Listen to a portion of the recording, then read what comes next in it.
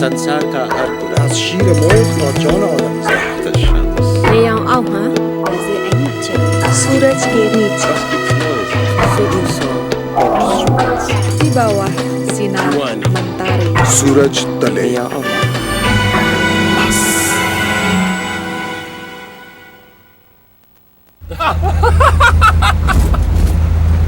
Erickson Martin, like many people in Montreal, finds life in this cosmopolitan city both exciting and tense.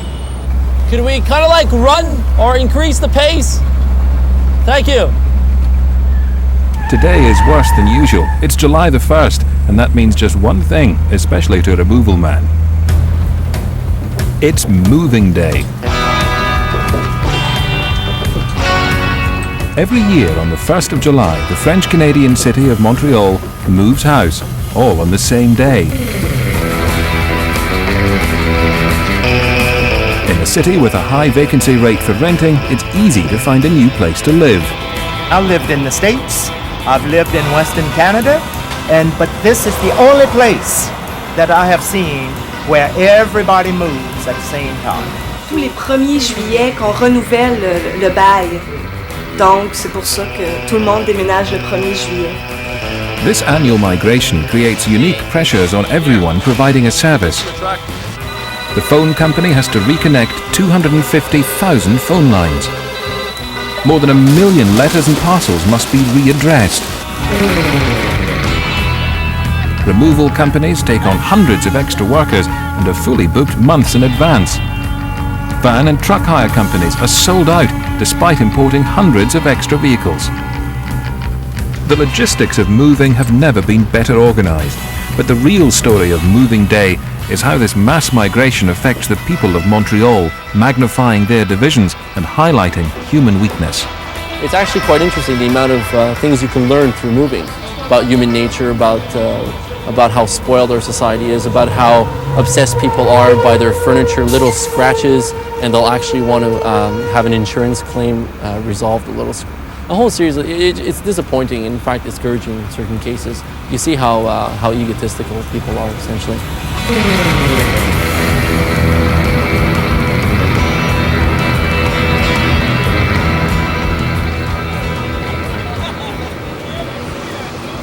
It's late June and 8 days before Moving Day.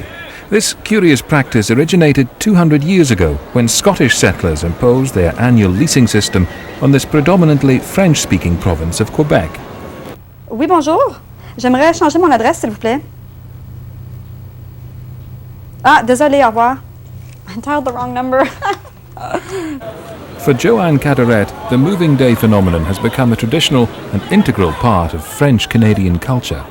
I think the moving day is a symptom of a people that is just, how would you say in English, pas bien dans sa peau. Not comfortable in your skin, right? So you're always looking for something better, for something new, but you're never really leaving Quebec, right? I mean, the interesting thing about July 1st is people moving within Montreal, like from one street to another, you know, I moved 4 blocks away. I'm at the exact same latitude as I was, but I'm like 4 or 5 blocks away, you know?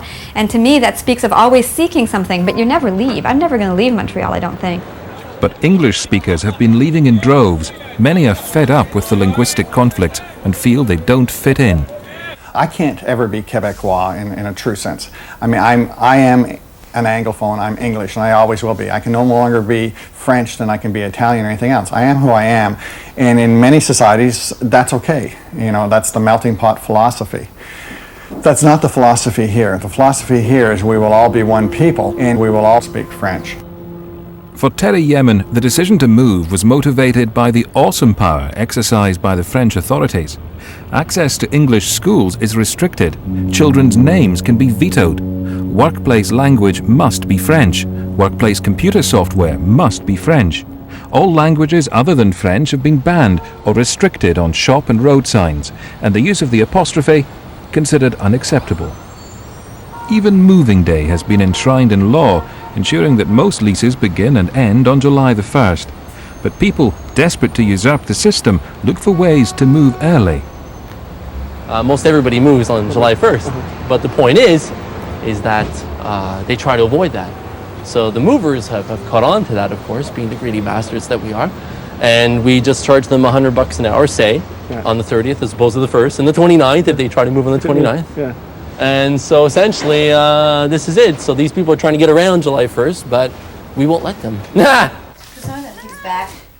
Oops.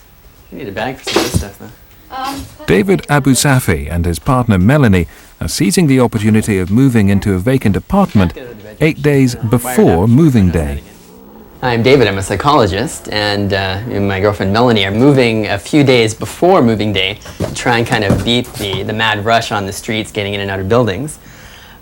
Moving is a huge stressor in the best of times, and in Montreal, this very strange phenomenon, everybody moving on the same day, is one of the major sources of stress. I do a lot of stress management at the hospital that I work at, and if you really get panicky, then of course there's the relaxation techniques, deep breathing, take a time out. We have ice cream breaks ourselves as a way to kind of calm down. It's probably worse for our cat, who, seeing her whole world turned upside down and packed in a box, and pretty soon she'll be packed in her carrier, and she's probably dealing with the most stress. But the rest of us have our stresses too, and we try and cope by planning in advance and keeping it on a relaxed, even keel as much as we can.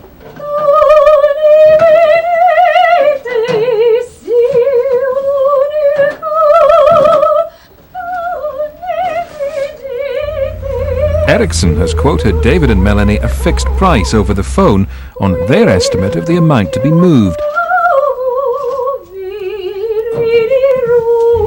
If they've got it wrong, Ericsson's contract stipulates a penalty. How are you doing? Not too bad. Okay. How much time we got before the movers? About an hour, I guess. It's 6:15. Okay, almost done. Ready for an ice cream break? Oh, yeah. You mean now? Why not? Okay.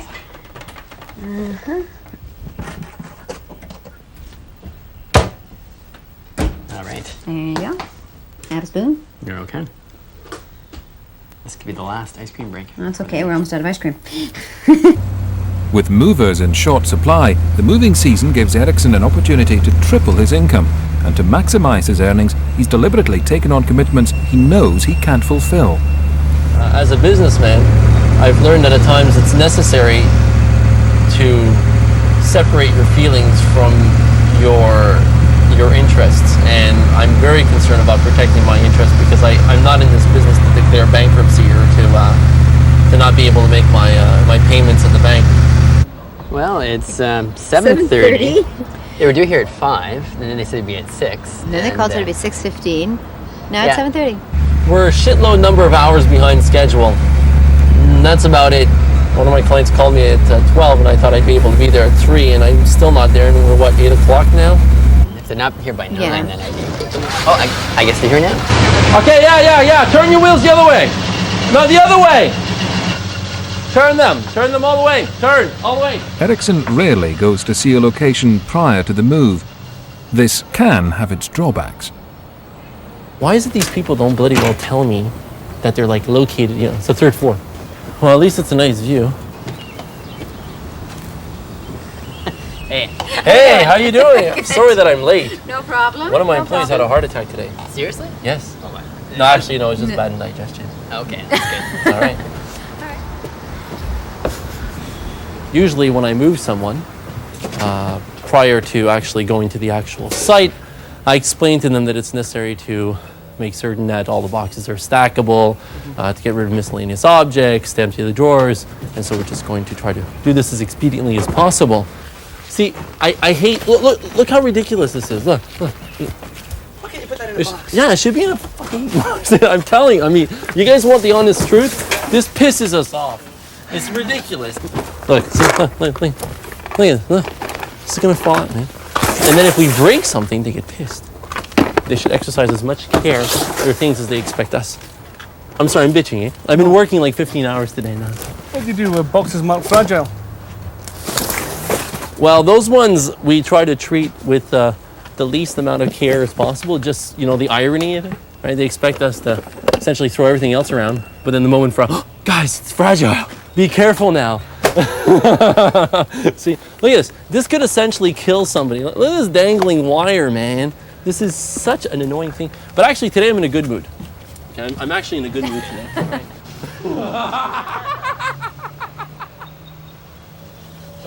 But Ericsson is not happy about the amount of stuff to be moved, and he wants to renegotiate the price. He wanted to get out of the contract. His 2 guys are tired and want to go home, so I sort of said, well, you were, 2.5, 3 hours late. We had more stuff than anticipated, so that's fine. Okay. So anyway, we renegotiated and all is amicable. So, I mean, it's turned out to be a stressful move in the end, isn't it? Oh yeah, they always do. Have you taken David's advice, please? Yeah, coping techniques, deep breathing. But he said, that's okay, I can do it, because I said the guy's mad, but he's on his way. I said, okay, I can deal with weird people. Let's go. Being a mover allows you to sometimes get very intimate with your clients. In fact, here, these are her undergarments. Right? Well, I'm not going to pull them out. That would be unethical and highly unprofessional. Get out of the shop, man! So, yeah, that's it, undergarments. You might want to get it closer. Not going to touch them. If they fell out accidentally, that would be okay, but if I were to actually pick them up or something, that wouldn't be okay. Anyways, geez, look what happened. Oh, yeah. Here, catch, man. Try not to drop them. I had to keep from, wanting to strangle him because I didn't want him to take off without finishing the move. And a little bit of conflict resolution had to happen there just so he would finish the move on the other end. So, kind of controlling my reaction so he didn't send this kind of borderline psychotic guy taking off before finishing the move. But you can't really avoid the moving craziness in Montreal, even if you go early. Ericsson has only been in the moving business for 2 years. Before that, he had a checkered career. I thought of jogging people's dogs because I jog. At one point I used to jog 2.5 hours 3-4 times a week. And that was enjoyable, and I figured, well, hey, why not bring a few dogs along and make some cash, right? So then I tried law, and that wasn't for me as well. At one point I got involved in the sex industry. I figured I'd approach this is good, eh? Didn't work out very well. A lot of these prostitutes are not very reliable. The experience prepared me and has the experience has prepared me for some of the disappointments that I sometimes have to face when my employees don't show up. Despite these disappointments, Ericsson knows owning moving vans is lucrative. His experience as an agent for call girls equipped him for the jungle-like market Moving Day creates. One day, when removal companies' trucks are free, is June the 24th, Saint-Jean-Baptiste Day. However, few choose to move on this day of celebration for French speakers. So really we're in the process of, last night was last night in the house, and we're moving on. The Yemen family are disillusioned with life here and have deliberately chosen this day to move, a day sacred to the French community. Ironically, we are moving on the Fête Nationale, which is Saint-Jean-Baptiste Day, and nobody who was part of that celebration would be moving on this day. This is a day of celebration and of partying and rest and everything else, not a day of work and moving. So I guess it sort of shows where my roots come from. Unfortunately, it also happens to be one of these celebrations that's very divisive. It tends to divide people into those who believe in the nationalism of Quebec and those people who don't. To the French Canadians, Saint-Jean-Baptiste Day is like Bastille Day in France, an expression of national identity. And in the last 2 decades, the parade has become political as the calls for separation from Canada become louder.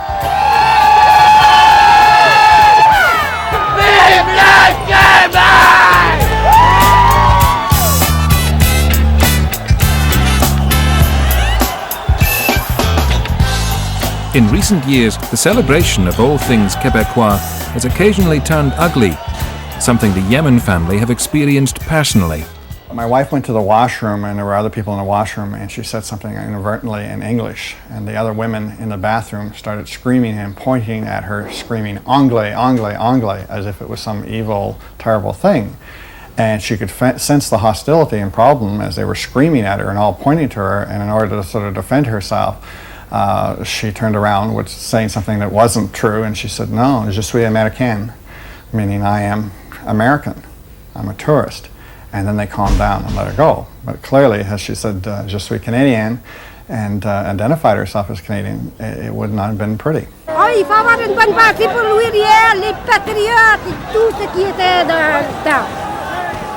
Ça passait à la télévision, ça? Oh my God! There is a feeling that will linger with us that we're gone because we couldn't be allowed to stay on any terms that we would consider our own, that we really had to kowtow to the whole agenda here in Quebec if we were going to stay here and be comfortable here, or at least shut our mouths.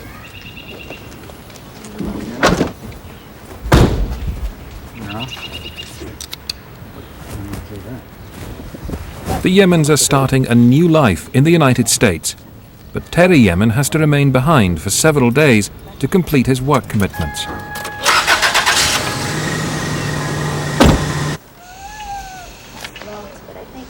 Surprising as it may be, we'll give them a little Tylenol. Sometimes you get more relief. Terry Yemen, Canadian-born, was headhunted 2 years ago to work in Montreal Children's Hospital as chief anaesthetist. Quebec's National Health Service is in severe crisis, and doctors like Terry Yemen are in short supply. I was happy actually to see that he was going to be there for him. Because I've heard he was the best. And I don't like anyone else but the best for him. Well, I guess anyone would too. There's no fluid around it. The catheter looks, can you see it? Dr. Yemen's resignation was primarily motivated by a clash with the Office de la Langue Française, or the so-called language police, who insist that every English-speaking professional coming to Quebec learn French. All new learners are closely monitored and examined. I was asked, when are you taking the next language course? I told them when. They said, well, that's not acceptable. You need to take it this summer. And I said, no, I don't want to take it this summer. I'll take it in the fall, as is my prerogative. And they said, no, you'll take it in the summer because we want you to take it in the summer, and we don't like your attitude towards the French language. You're not taking enough classes. You're not going at it hard enough. You're not making it your number one priority. And then they made it quite clear to me and said, you know, it's not the College of Medicine that's going to decide whether or not you have a license to practice. We're going to decide it. If we don't think it's in the interest of the good people of Quebec for you to practice here, we'll just take away your license. That's fine.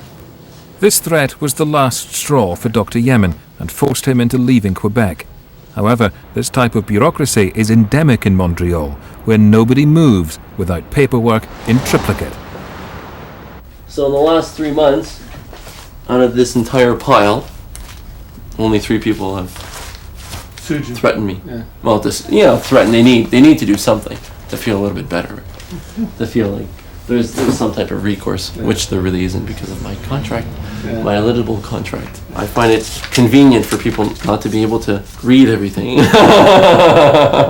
because when they realize that it's not only their interests that are being protected, but lo and behold, I have some of my own interests that I like to protect, they tend to feel a little bit uncomfortable with that. Despite the small print in Ericsson's contract, he's booked solid for the next 40 hours. It's June the 30th, and leases run out at midnight tonight. This is the first move of the day. It is in no way representative of what we're going to experience in the next, I say, 40 hours probably. It's peaceful, it's quiet, it's serene. In fact, I wish all my moves were like this, but they're not. Ok, Mario, je sais pas qu'est-ce qui se passe là, mais ça fait 5 fois maintenant je te dis. Ericsson ensures that all his clients sign the contract in order to protect him from being sued for damaging their possessions or being late. It also gives him the right to cancel a move at any time. Well, essentially this is like a war, right? And so you have to sacrifice a few people. And so I had to sacrifice a client who threatened to sue But I protected myself against this.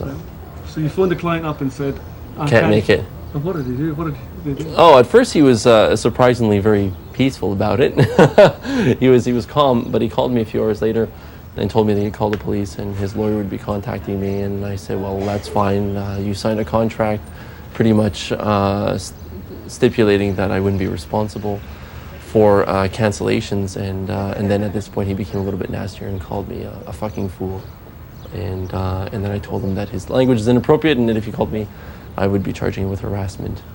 You follow that contract, Julie, can you? I'm too tired right now to even... I'm just assuming it's going to get done properly. Yeah.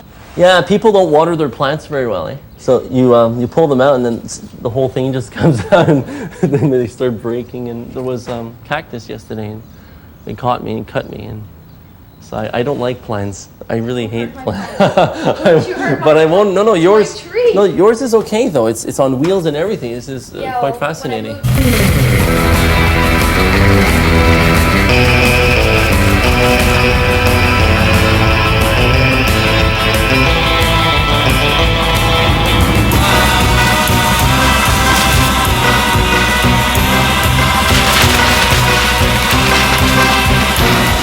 This is a first. Every single plant that my client owns has survived. You normally thrash them, yeah? No, I don't intentionally thrash them. They just, break. I don't think you'll make it. Oh, well. Have you just nurtured them back to life, or? Well, I just transplanted it, so I guess it might go in the garbage. Well, just buy a new one.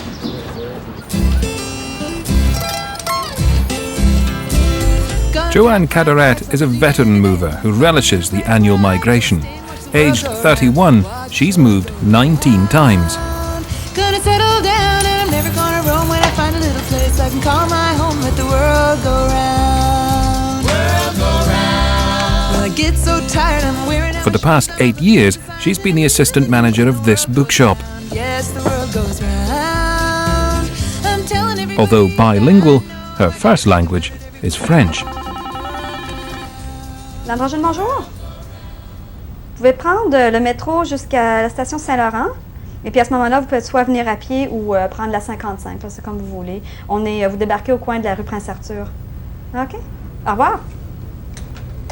Well, I'm moving soon, so I'm very stressed out trying to prepare that, But I'm very fortunate to be working in a bookstore because I get prime access to boxes, which are a rarity during moving day. I was walking home one day yesterday actually, and this woman screams, "Where'd you get your boxes?" And I said, they're mine, I got them at my store and you can't have them, Yeah.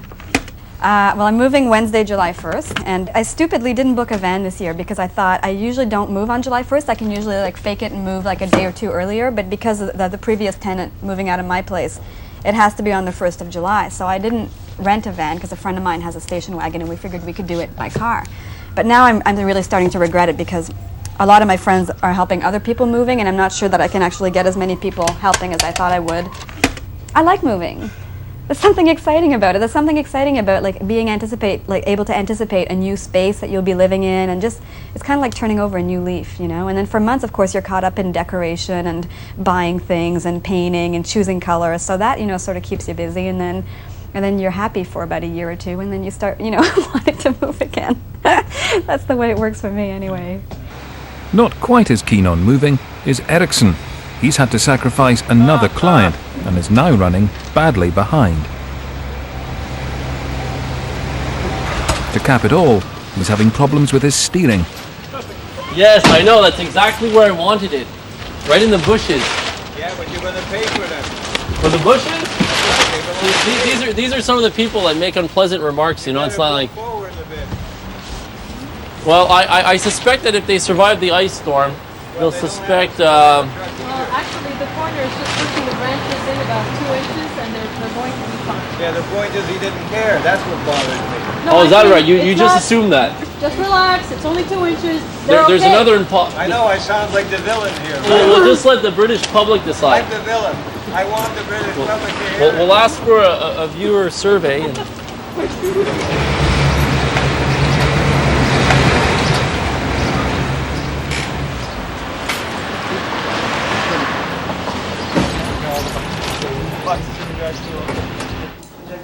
Oh my goodness, he's heavy.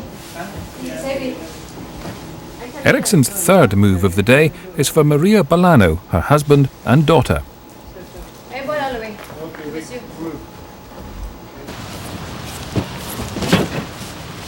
To speed up the move, they carry their boxes outside, a common practice in Montreal during this hectic period. Yeah, okay. You don't need somebody to watch it outside? You could be outside watching the box. You know? You stay there because I don't want people picking them up and running away with it.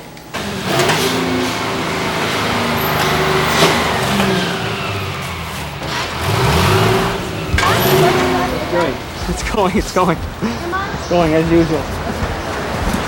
But it's not going very smoothly.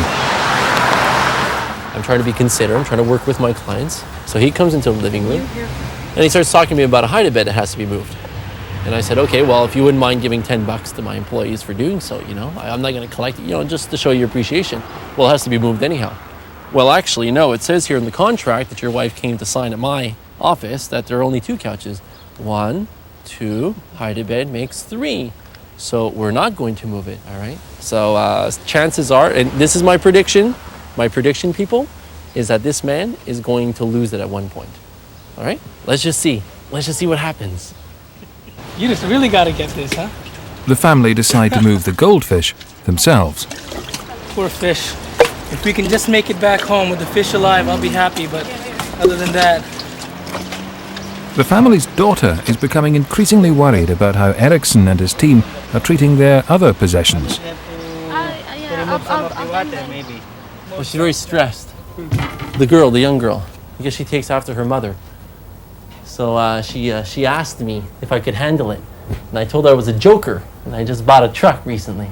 It's just a bunch of jokers. You don't have to make it such a big deal, you know that? No, we're not making a big deal. I don't know what you have to go tell them for. We're paying you to do your job fine. I was just asking if you needed extra help, that's all. We have concern for our furniture. We don't want it to break, so you can see our way too. You don't have to be, you know, all rude about it. Well, I'm not rude. Actually, I've been quite polite. And did you consider the possibility that perhaps we don't want it to break as well? It would seem to me that a lot of people don't have a very high threshold. In fact, I would even go as far as to say that a lot of people are weak and cannot adapt to novel situations. I mean, they're just fucking moving, you know? So I told one fellow yesterday, it's not as if, you know, you're arriving in your village to find your infant lying in a pool of blood with his throat slit, you know, and your wife's stomach torn open. I said, you're just moving your things, man. You know, it's like, let's relax about it, you know? Let's just, you know, put things in perspective. You know what? I'd appreciate it if you guys just left now. I really would. We've withdrawn our consent, so we no longer want you to be here. How about that? Okay, go back off. Okay, I appreciate it if you left now. You no longer have my consent as the person who's moving here. Montreal's Concordia University is one place you might expect an explanation for this moving madness.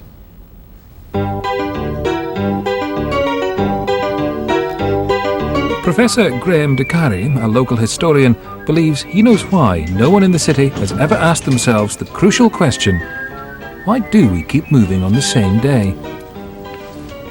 I never questioned this until very recently. Look, if I have mashed potatoes, peas, and meat on the table, I eat them in order. Mashed potatoes, peas, meat. Mashed potatoes, peas, meat until the whole meal is finished. I've always done it that way. I know other people do it differently, but I've always done it that way. I have never questioned it. And I have never questioned moving day until just now. Professor DeCarry did discover that moving day originated with a Scottish leasing system introduced 200 years ago, but the reason the practice continues now is less easy to explain. Montreal has always been a relatively low-wage city, lots of low-skilled jobs. And the only excitement and change and decision-making you have in life is to change your place where you live occasionally. That part's easy to understand. Why all on one day? We do it all on one day because that's why we've always done it. That's the way we've always done it. And if you're going to find any blame for that, I place it entirely on the Scots. But no one here cares who is to blame, because now it's dawn on the 1st of July, and that means just one thing in Montreal. It's moving day.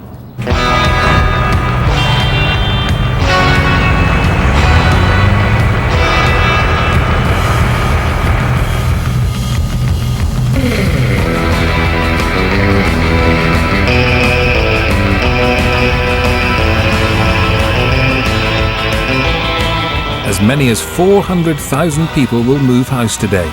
But there's an added complication. Some years ago, the French authorities shifted moving day from May the 1st to July the 1st, which just happens to be Canada Day. The clash ensures a low turnout for this parade, in contrast to last week's Saint-Jean-Baptiste parade. Efforts have been made to bring the communities together, and this year, for the first time, the French mayor opened the celebrations. Canada Day is an important day, but it's also the day where people move in Montreal. But there's lots of festivity. It's getting momentum year after year. Of course, it doesn't have the same impact than the National Day, which was last week in Quebec.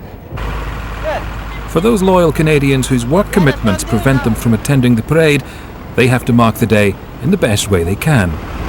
Canada, terre de nos aïeux, ton flot est saint, de fleurons glorieux. At Anber Moving Company, the political unrest of Quebec has given Moving Day a whole new meaning. We've seen a large increase of people moving the province, a large evacuation of young people, educated people, a lot of professional people. So I'm worried about what's going to happen in the future. Who's going to be running the province? Who's going to be our doctor?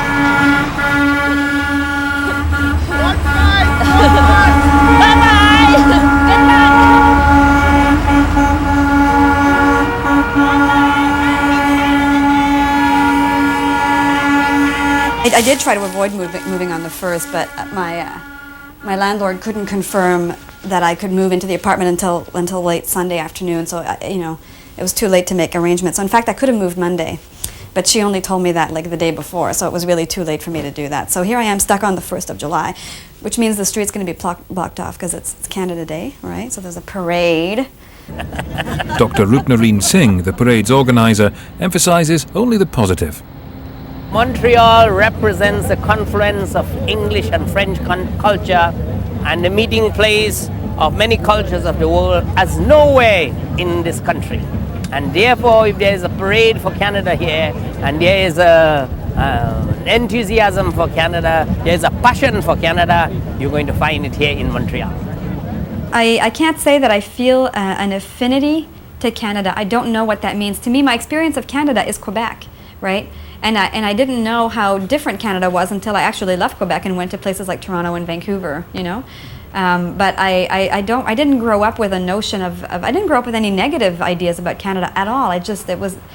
I never really thought about it, to tell you the truth. My experience of Canada is Quebec, And it's really weird for me when I leave. I start hyperventilating because it's so strange for me to be in a completely English context. As much as many of those cities are much more multicultural than Montreal is, they're primarily English cities, and that's fine. It's just very different. It's a whole different thing. It's a very different mentality, the rest of Canada, than here. Oh, yeah. All right.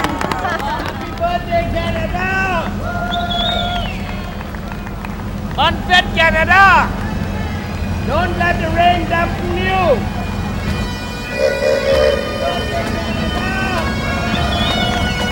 Unfit Canada!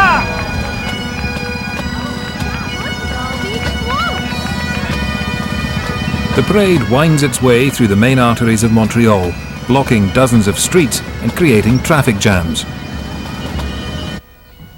For people moving, this can create additional headaches. Although Joanne is moving just 4 streets away, both her old and new apartments are in the parade zone. Oh, it's okay. You're just moving.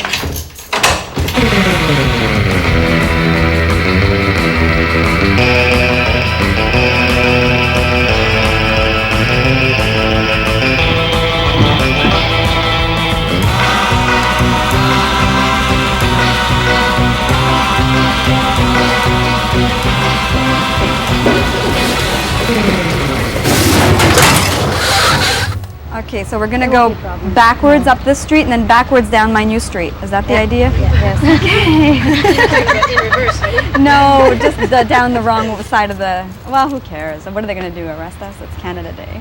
I shall make a little aberration this time since I'm a Hindu, and I shall say it in Sanskrit.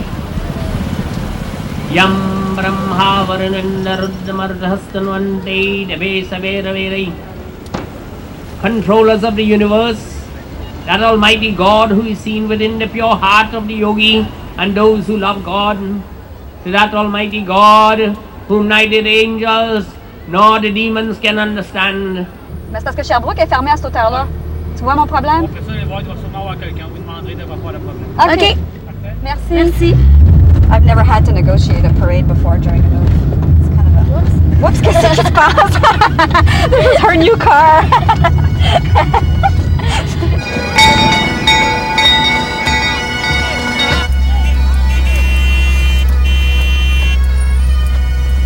Yeah, see, now this street is being used as an alternative to Sherbrooke because of the stupid parade.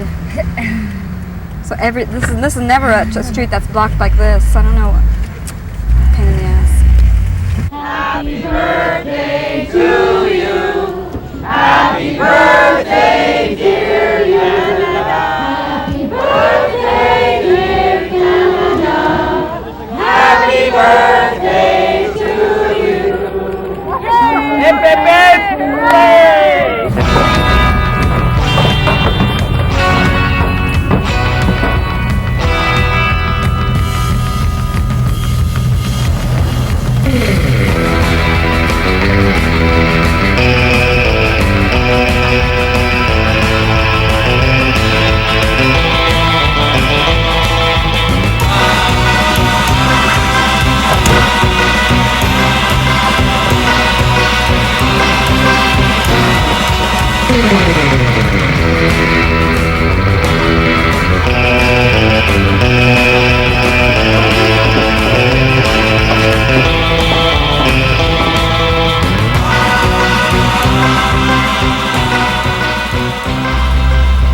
Things are extremely hectic. It's bedlam. People are stressed, they're pressured, they're angry. Essentially, they are in a situation where they don't have a home anymore. I've never had a bad moving experience other than once with my mom where they were sort of thugs and they charged us double the price when they saw how much stuff we have.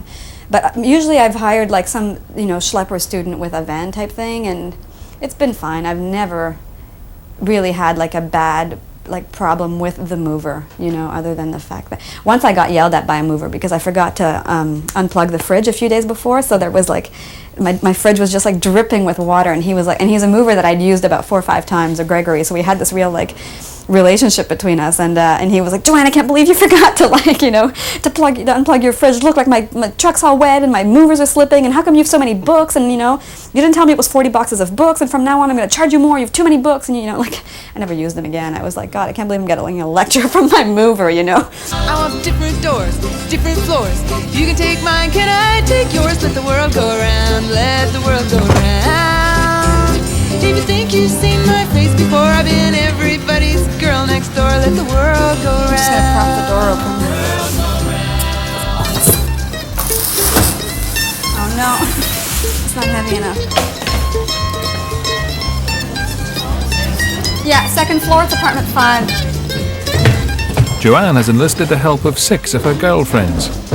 Not bad, eh? Well, there's an urge to migrate, it ain't news. All God's children got the traveling shoes. Let the world go round, let the world go round. I was thinking we'd put all the boxes in here and the furniture in here. Like les boîtes puis les sacs ici puis les meubles on les mettra en avant.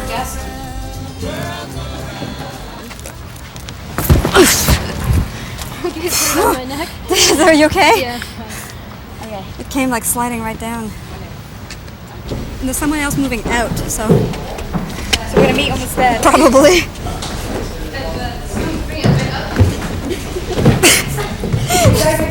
Yeah. Cindy's head is like basically supporting the entire couch. Thanks, Petra.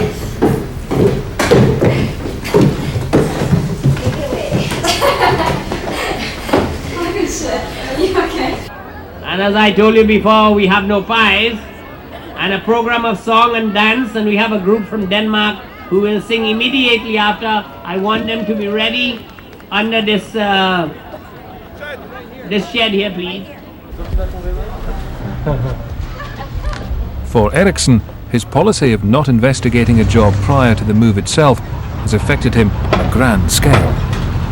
The fellow told me he had 1,200 square feet of apartment or loft space, and I just estimated that was about the equivalent of 4.5. But he has a tremendous amount of stuff. So how many hours are you? How many moves behind and how many hours? Well, I'm about 6 hours behind right now, but you know, this is not making me look very good, you know. How are you going to catch up today? Oh, I'm not. You're not. So you're going to have to cancel people. Yes, Mr. Simard, the René Simard fan. How did he take it when you told him you were going? Oh well, he called me a crise de chien sale, which loosely is translated into you fucking bastard or something along those lines. I apologize.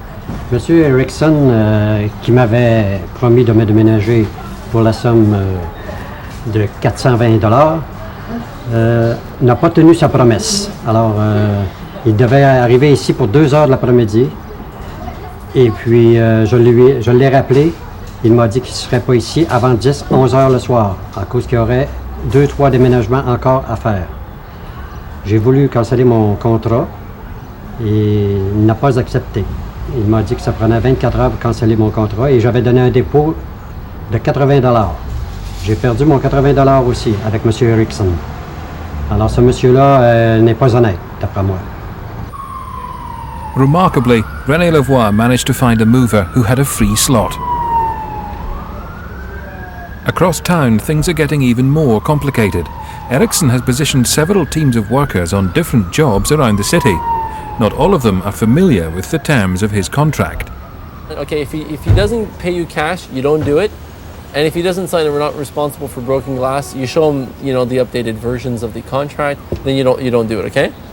And don't have him call me because he wants to discuss things ad nauseum and I don't feel like talking to him right now. One of the team has been left to start a move on his own. Aujourd'hui, c'est la plus belle journée que j'ai eue jusqu'à date. Quand je dis belle journée, ça veut dire la pire. Parce que je suis vraiment, mais vraiment fatigué. Je suis depuis 4 heures ce matin. Puis les sacs commencent à être pesants et j'en ai vraiment marre. My dear friends, we shall now have Cheryl Nee, who will sing O Canada, and I want everybody to join in to sing with her. Everybody please sing along with me. Tout le monde chantez avec moi s'il vous plaît. Oh Canada, terre de nos aïeux.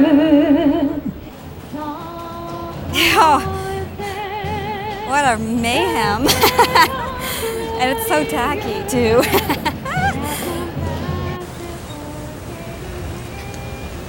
Dr. Terry Yemen is finally leaving to join his family in the United States. He no longer feels at home in his own country. It bothers me that I'm more welcome, or at least I get the feeling I'm more welcome in the United States, in the world that I live in, than I am in Canada. And I think that that's tragic, and I think it speaks volumes about Canada's apathy towards its own people. And that's the part that makes me angry at Canada. And not just, people say, oh, you're mad at the people of Quebec and stuff like that. And I go, no, it's also Canadians, because Canadians let this happen. See, I speak English, right? But for the majority of the people who live here who don't speak English, where are they going to go, right? They can't go to Toronto. They're not going to go to Vancouver. They're not going to go to the States, right? They have to stay here, right?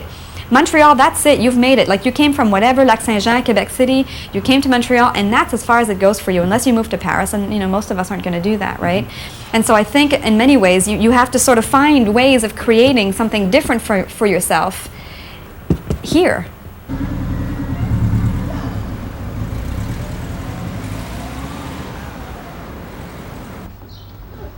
There's no escape for Erickson though, who's now returned to supervise the move.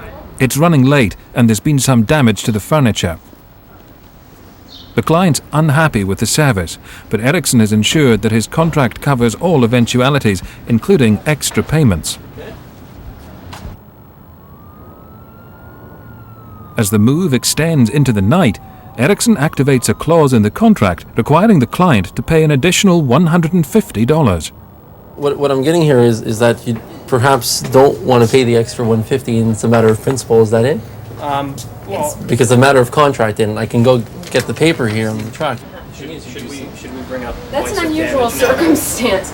Yeah. Well, then it if said, that's the well, no, I case- mean, the thing is, it does say that we're not responsible for items that have been ill protected. So a box that isn't taped Oh, is we're ill not referring to protected. that, we're referring to the that. couch. Yeah. Yes, well, it says here items damaged by client's own negligence or involvement.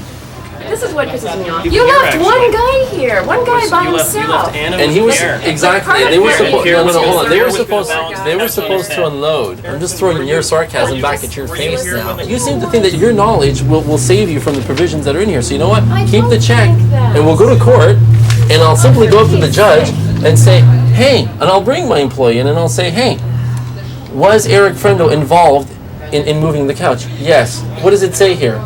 We are not responsible.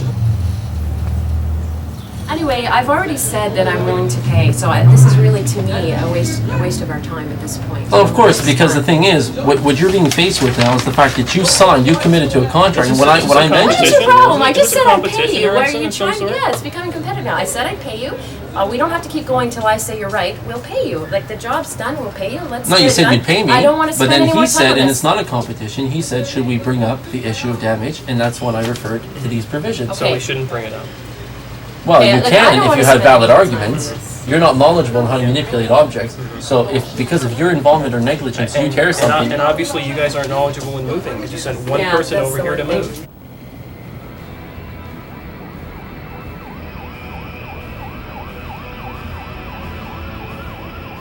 Midnight approaches, and the moving day casualties assess their emotional damage. Ericsson has dropped 4 clients without notice today, and as he catches his breath, he finally reveals the origins of his contempt for his fellow citizens. When I think back on my background, my family, my sister, who was killed at the age of 19, she was shot 3 times in the head because of the people she was involved with. I just think, it's like, what the hell do I have to bitch about? At least I'm still alive. So what if I'm working hard? At least I'm able to provide for myself and potentially one day meet some greater objectives. What effect do you think that's had on you? Oh, it turned me into a very cynical, aggressive, and at times violent person. I just don't. I start with the premise that people are essentially evil, and then hopefully I'll meet others or people, individuals that will prove me wrong. And I try to watch out for that. And when I do, I'm very, very happy.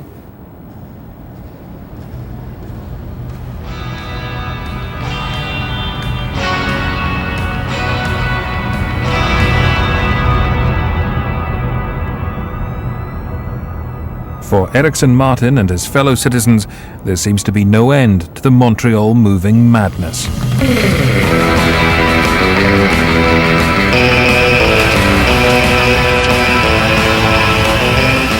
I moved last year and I'm moving this year too.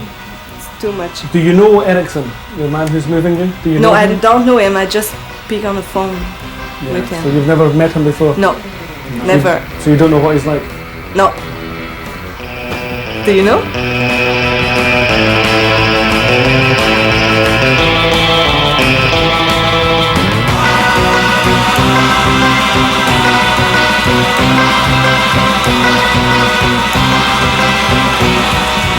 Thank you.